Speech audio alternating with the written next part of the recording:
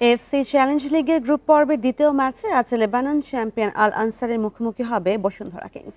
Match শুরু সন্ধ্যা 7টায়। হারলে বিদায় এমন সমীকরণ নিয়েই মাঠে নামবে দুই দল।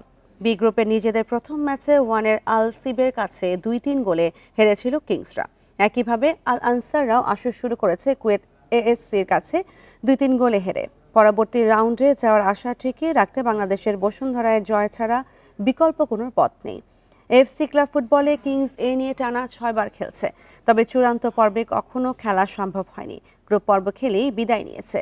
প্রথম ম্যাচের হারের বেদনা ভুলে আজ ঘুরে দাঁড়াতে চান তপু রাকিবরা।